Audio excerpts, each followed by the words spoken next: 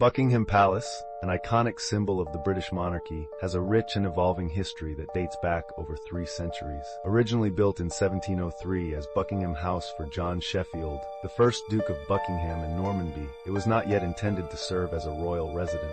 The original structure was designed by architect William Wend, featuring a grand central block with 2 wings. In 1762, King George III acquired Buckingham House for his wife, Queen Charlotte, transforming it into a royal residence known as the Queen's House. George III sought a private retreat away from the traditional royal palace of St. James's. The property underwent improvements, primarily led by architect Sir William Chambers, including the addition of the north and south wings.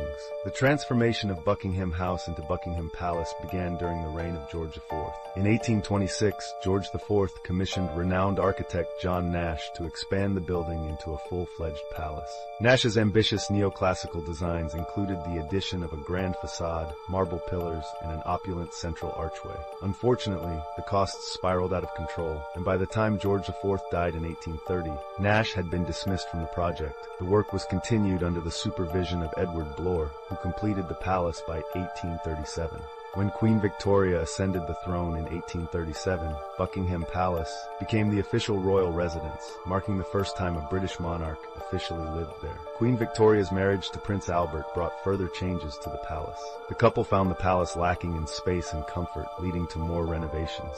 The iconic east front, including the central balcony from which royals greet the public, was added in 1847, designed by Edward Blore. Over Victoria's reign, Buckingham Palace evolved as the heart of British royal life, hosting official events, banquets, and balls. The palace also became the scene of personal joy and sorrow for Victoria, especially after Prince Albert's death in 1861, when she withdrew from public life, leaving the palace largely unused for years. In 1913, during the reign of King George V, the palace's facade was redesigned by Sir Aston Webb, creating the iconic Portland stone frontage seen today. This project also included improvements to the forecourt, gates, and the Victoria Memorial, which was unveiled in 1911 in front of the palace.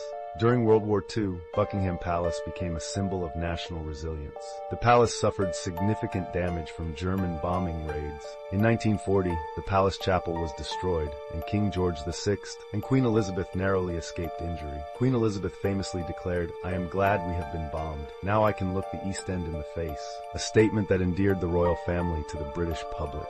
In the post-war era, Buckingham Palace continued to evolve as the center of the British monarchy. Queen Elizabeth II, who ascended the throne in 1952, further opened the palace to the public. Since 1993, the state rooms have been accessible to visitors during the summer months, providing a glimpse into the opulent interior and royal art collections. Buckingham Palace comprises 775 rooms, including 19 staterooms, 52 royal and guest bedrooms, 188 staff bedrooms, 92 offices, and 78 bathrooms. The vast palace spans 828,000 square feet. The famous changing of the guard ceremony continues to draw tourists daily, adding to the palace's cultural significance. Despite its grandeur, modern concerns about renovations and environmental impact have sparked debates about the palace's future maintenance. A £369 million refurbishment project, launched in 2017, aims to modernize essential infrastructure while preserving its historical integrity.